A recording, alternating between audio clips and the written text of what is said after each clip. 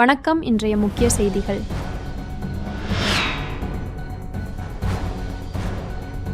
புதுச்சேரியில் திருட்டு வழக்கில் பெண் தாக்கப்பட்டதால் அவரது கணவர் மன உளைச்சலில் உயிரிழந்த விவகாரத்தில் புகாருக்குள்ளான பெண் உதவி ஆய்வாளர் உட்பட 4 பேர் பணியிட மாற்றம் செய்யப்பட்டுள்ளனர்.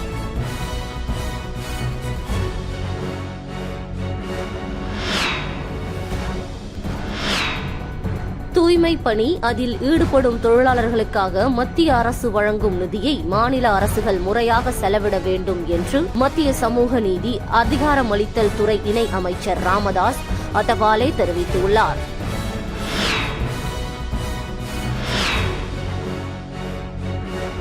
புதுச்சேரி மாநில பழங்குடி மக்கள் கூட்டமைப்பு மாநில தலைவர் ராம்குமார் தலைமையில் காட்டுநாயக்கன், மலக்குரவன், குருமன், எருக்குலா ஆகிய 4 இன பழங்குடி மக்களையும் அட்டவணை பழங்குடி எஸ்டி பட்டியலில் சேர்க்க வலியுறுத்தி கண்டன ஆர்ப்பாட்டம் நடைபெற்றது.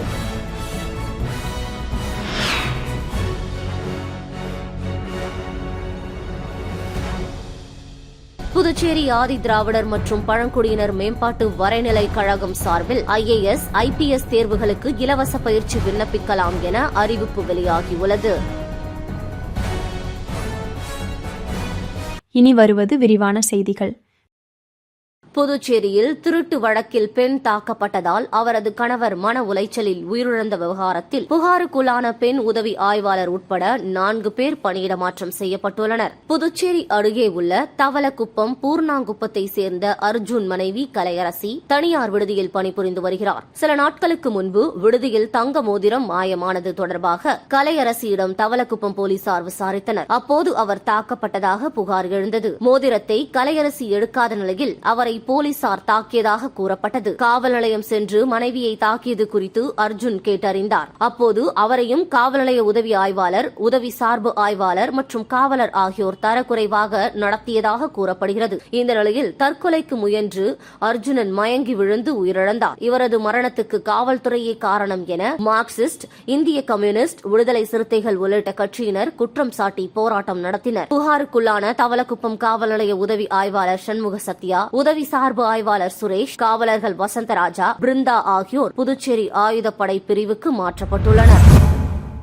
தூய்மை பணி, அதில் ஈடுபடும் தொழிலாளர்களுக்காக மத்திய அரசு வழங்கும் நிதியை மாநில அரசுகள் முறையாக செலவிட வேண்டும் என்று மத்திய சமூக நீதி அதிகாரமளித்தல் துறை இணை அமைச்சர் ராமதாஸ் அதவாலே தெரிவித்துள்ளார். இது தொடர்பாக செய்தியாளர்களிடம் பேசிய அவர், பகல்காம் சம்பவத்துக்கு பதிலடியாக ஆபரேஷன் சிந்தூர் நடவடிக்கை பயங்கரவாதிகள் பாகிஸ்தான் அரசுக்கு எச்சரிக்கை தரும் வகையில் அமைந்தது. சண்டை நிறுத்தத்தில் அமெரிக்காவின் தலையீடு இல்லை. பாகிஸ்தானின் பொய் பிரச்சாரத்தை முறியடிக்க இந்தியாவின் நிலைப்பாட்டை விளக்க வெளிநாடுகளுக்கு அனைத்து கட்சி எம்பிக்கள் தலைமையிலான பிரதிநிதிகள் குழுவை பிரதமர் மோடி அனுப்பியது வரவேற்கத்தக்கது. தூய்மை பணிக்கான போதிய நிதியும் மத்திய அரசால் மாநிலங்களுக்கு வழங்கப்படுகிறது. அவற்றை முறையாக மாநிலங்கள் செலவிட வேண்டும். அப்படி செலவிடுவதை மத்திய அரசின் சமூக நிதித்துறை கண்காணிக்கும். அனைத்து தரப்பினரும் பலனடையும் வகையில் மத்திய அரசு திட்டங்களை செயல்படுத்தி வருகிறது என்றார் ராமதாஸ் அதவாலே. பேட்டியின் போது புதுவை மாநில ஆதி திராவிடர் பழங்குடியினர் துணை இயக்குநர்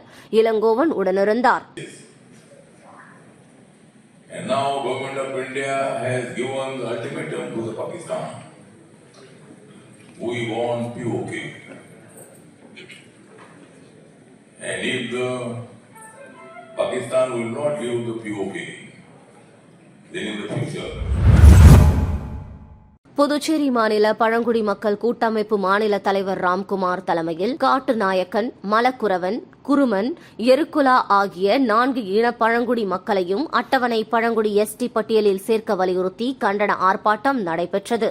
புதுச்சேரி மாநில பழங்குடி மக்கள் கூட்டமைப்பு மாநில தலைவர் ராம்குமார் தலைமையில் காட்டுநாயக்கன், மலக்குரவன், குருமன், எருக்குலா ஆகிய 4 இன பழங்குடி மக்களையும் அட்டவணை பழங்குடி எஸ்டி பட்டியலில் சேர்ப்பதற்காக மத்திய அரசிடமும் மாநில அரசிடமும் பல கட்ட போராட்டங்கள் நடத்தப்பட்டு வருகிறது. மேலும் தென்னிந்தியாவில் உள்ள பழங்குடியின மக்கள் புதுச்சேரியின் பூர்வீகமாக வாழ்வோரை இந்திய அரசியல் அமைப்பு சட்டம் 342 பகுதி 2 படி மத்திய அரசின் அட்டவணை பழங்குடியினர் பட்டியலில் சேர்ப்பு சம்பந்தமாக மத்திய அரசு எந்த நடவடிக்கையும் எடுக்காமல் காலதாமதப்படுத்தி வருகிறது. மத்திய அரசின் கவனத்திற்கு கொண்டு செல்ல சுதேசி காட்டன் மில் அருகில் கண்டன முழக்கமிட்டு கவன ஈர்ப்பு ஆர்ப்பாட்டம் நடைபெற்றது. ஆர்ப்பாட்டத்தில் காற்றுநாயக்கன் சமூக சீர்திருத்த சங்கத்தின் தலைவர் சுரேஷ், செயலாளர் கண்ணன் மற்றும் தன்ராமன், சோமசுந்தரம், அழகு, பரமசிவம், மனோகர், மாசிலாமணி, ஏகாம்பரம், ராஜு, செந்தில், முருகன், பழனி ஆகியோர் கலந்து கொண்டு கண்டன உரையாற்றினர். சங்கத்தின் சார்பாக புதுச்சேரியில் வசிக்கக்கூடிய காட்டுநாயக்கன், மலைக்குறவன், குருமன், எருகுலா ஆகிய இனங்களை மத்திய அரசு அட்டவணை பழங்குடி பட்டியல் சேர்ப்பதற்கு இன்று நாங்கள் மத்திய அரசை, மாநில அரசையும் கவன ஈர்ப்பு தீர்மானம் போராட்டத்திற்கான பணியை நாங்கள் செய்து கொண்டிருக்கிறோம். புதுச்சேரி ஆதி திராவிடர் மற்றும் பழங்குடியினர் மேம்பாட்டு வரநிலை கழகம் சார்பில் IAS, IPS தேர்வுகளுக்கு இலவச பயிற்சிக்கு விண்ணப்பிக்கலாம் என அறிவிப்பு வெளியாகியுள்ளது. புதுச்சேரி அரசு ஆதி திராவிடர் மற்றும் பழங்குடியினர் நலத்துறை மேம்பாட்டு வரநிலை கழகம் வெளியிட்டுள்ள செய்திக்குறிப்பில் IAS, IPS போன்ற பணிகளுக்கான சிவில் சர்வீஸ் தேர்வுகள் மத்திய அரசு பணியாளர் தேர்வாணையம் மூலம் ஒவ்வொரு ஆண்டும் நடத்தப்படுகிறது. இதில் கலந்து கொள்ள விரும்பும் ஆதி திராவிடர் மற்றும் பழங்குடியின பட்டதாரிகளுக்கு மிக சிறந்த பயிற்சி நிறுவனங்கள் மூலம் பயிற்சி அளிக்க புதுச்சேரி அரசு உத்தேசித்துள்ளது. எனவே 2026ஆம் ஆண்டு நடக்கவிருக்கும் சிவில் சர்வீஸ் தேர்வில் கலந்து கொள்ள விரும்பும் ஆதி திராவிடர் மற்றும் பழங்குடியின பட்டதாரிகள் இந்த வாய்ப்பை பயன்படுத்திக் கொள்ளுமாறு கேட்டுக் கொள்ளப்படுகிறார்கள். எனவே இணையதளத்தில் விவரிக்கப்பட்டுள்ளபடி தேவையான தகுதிகளை பெற்றுள்ள விருப்பமுள்ள விண்ணப்பதாரர்கள் பரிந்துரைக்கப்பட்ட விண்ணப்பத்தினை பதிவிறக்கம் செய்து தேவையான சான்றிதழ்களுடன் ஆதி திராவிடர் நல மற்றும் பழங்குடியின நலத்துறை வரைநிலை கழகத்தில் சமர்ப்பிக்குமாறு அறிவுறுத்தப்படுகிறார்கள். பூர்த்தி செய்யப்பட்ட விண்ணப்பத்தை சமர்ப்பிப்பதற்கான கடைசி தேதி ஜூன் 2 ஆகும். விண்ணப்பதாரர்களுக்கு ஒரு நுழைவுத் தேர்வு வைக்கப்படும். அதில் பெரும் மதிப்பெண் அடிப்படையில் விண்ணப்பதாரர் பயிற்சிக்காக தேர்ந்தெடுக்கப்படுவர். வருமான வரம்பின்றி தகுதியுள்ள அனைவருக்கும் பயிற்சி அளிக்கப்படும் என குறிப்பிடப்பட்டுள்ளது.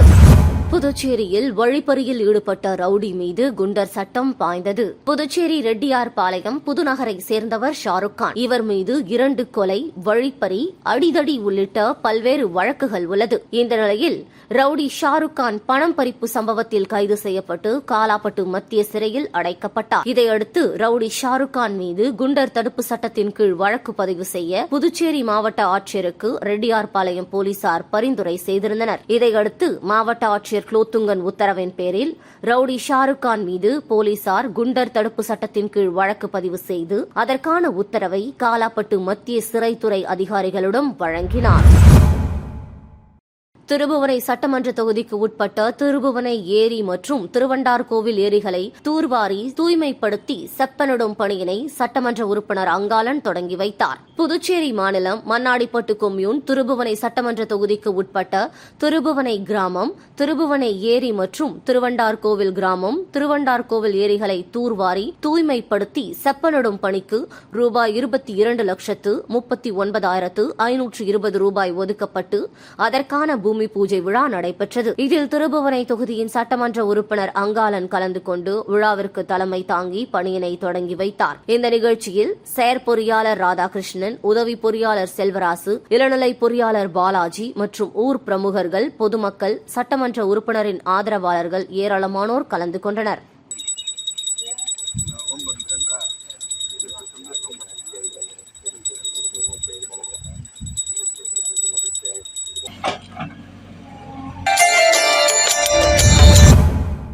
புதுச்சேரியில் பிரசித்தி பெற்ற குரு சித்தானந்தா சுவாமிகள் சித்தர் ஆலயத்தில் நடைபெற்ற 188ஆம் ஆண்டு குரு பூஜை விழாவில் ஏராளமான பக்தர்கள் கலந்து கொண்டு சுவாமி தரிசனம் செய்தனர். புதுச்சேரி கருவடிக்குப்பம் பகுதியில் பிரசித்தி பெற்ற ஸ்ரீ சித்தானந்தா சுவாமிகள் ஆலயம் அமைந்துள்ளது. இங்கு ஆண்டுதோறும் குரு பூஜை விழா வெகு விமர்சையாக நடைபெறுவது வழக்கம். அந்த வகையில் 188வது ஆண்டு குரு பூஜை விழா வெகு விமர்சையாக இன்று நடைபெற்றது. விழாவையொட்டி காலை 6 மணி முதல் கணபதி ஹோமம், நவகிரக ஹோமம், ருத்ர ஜபம் நடந்தது. அதனைத் தொடர்ந்து சுவாமிக்கு மகா அபிஷேகம் செய்து குரு பூஜை நடந்தது. தொடர்ந்து பூர்ணாகிதி, கலச புறப்பாடு மற்றும் கலசாபிஷேகம் தொடர்ந்து அலங்கார மகா தீப ஆராதனை நடைபெற்றது. இந்த விழாவில் புதுச்சேரி மற்றும் அதனை சுற்றியுள்ள பகுதிகளைச் சேர்ந்த ஆயிரக்கணக்கான பக்தர்கள் கலந்து கொண்டு சுவாமி தரிசனம் செய்தனர். விழாவில் கலந்து கொண்ட பக்தர்களுக்கு கோவில் நிர்வாகம் சார்பில் அன்னதானம் வழங்கப்பட்டது.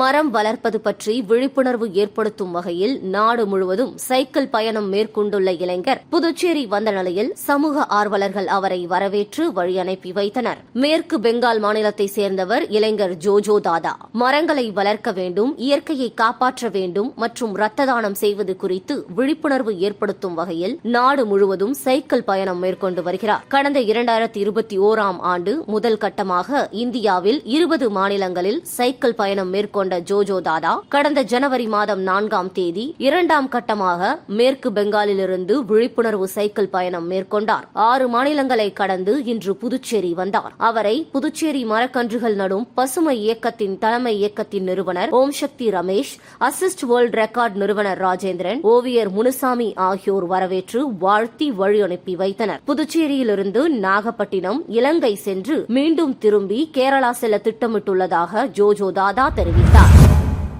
புதுச்சேரி மாநிலத்தில் மீன்பிடி தடைக்காலம் விரைவில் முடிவடைய உள்ள நிலையில் மீனவர்கள் வலைகளை சீரமைக்கும் பணிகளில் ஈடுபட்டுள்ளனர்.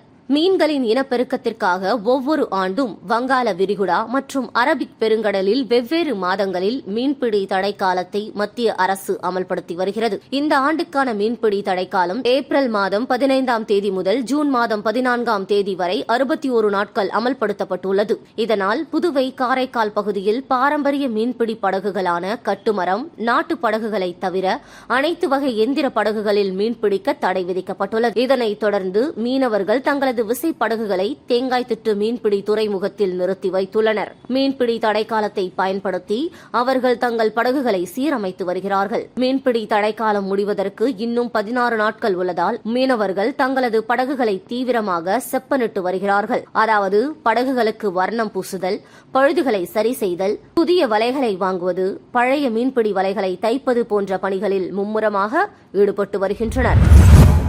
ஓதியம்பட்டு பகுதியில் அமைந்துள்ள ஸ்ரீ சத்குரு மகான் வண்ணார பரதேஸ்வரர் சித்தர் ஆலயத்தில் சித்தருடைய நட்சத்திரமான ரோகிணி நட்சத்திர பூஜை வழிபாடு நடைபெற்றது. புதுச்சேரி மாநிலம் முருங்கப்பாக்கத்திலிருந்து வில்லியனூர் போகும் வழியில் ஓதியம்பட்டு கிராமத்தில் அமைந்துள்ள மிகவும் பழமை வாய்ந்த ஸ்ரீ சத்குரு மகான் வண்ணார பரதேஸ்வரர் சித்தர் ஆலயத்தில் சித்தருடைய நட்சத்திரமான ரோகிணி நட்சத்திரத்தை முன்னிட்டு மகானுக்கு பால், தயிர், அபிஷேகத்தூள், மஞ்சள் தூள், விபூதி, சந்தனம், இளநீர், பன்னீர் மற்றும் கலச அபிஷேகம் செய்யப்பட்டு மூலவருக்கு சிறப்பு அலங்காரம் செய்யப்பட்டு மகா தீப ஆராதனை காண்பிக்கப்பட்டது. இதில் சுற்று வட்டார பகுதியிலிருந்து திரளான பக்தர்கள் கலந்து கொண்டனர். தொடர்ந்து விழாவில் கலந்து கொண்ட பக்தர்கள் அனைவருக்கும் அன்னதானம் வழங்கப்பட்டது.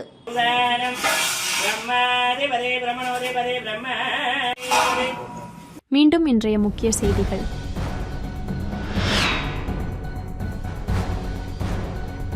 புதுச்சேரியில் திருட்டு வழக்கில் பெண் தாக்கப்பட்டதால் அவரது கணவர் மன உளைச்சலில் உயிரிழந்த விவகாரத்தில் புகாருக்குள்ளான பெண் உதவி ஆய்வாளர் உட்பட 4 பேர் பணியிட மாற்றம் செய்யப்பட்டுள்ளனர்.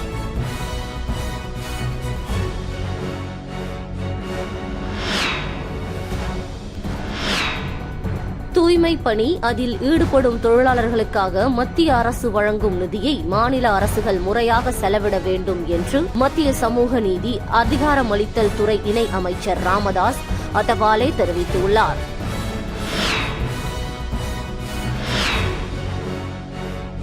புதுச்சேரி மாநில பழங்குடி மக்கள் கூட்டமைப்பு மாநில தலைவர் ராம்குமார் தலைமையில் காட்டுநாயக்கன், மலக்குரவன், குருமன், எருக்குலா ஆகிய 4 இன பழங்குடி மக்களையும் அட்டவணை பழங்குடி ST பட்டியலில் சேர்க்க வலியுறுத்தி கண்டன ஆர்ப்பாட்டம் நடைபெற்றது.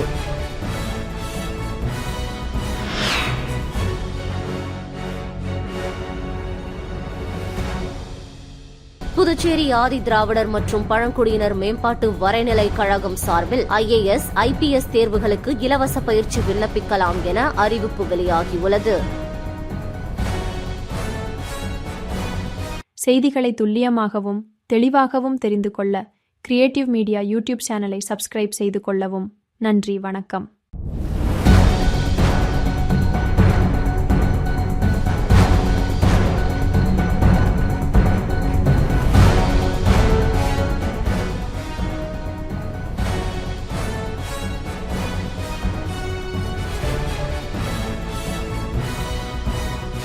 நம்ம சேனலை சப்ஸ்கிரைப் பண்ணுங்க, லைக் பண்ணுங்க, ஃப்ரெண்ட்ஸ்க்கும் ஷேர் பண்ணுங்க. தேங்க்யூ.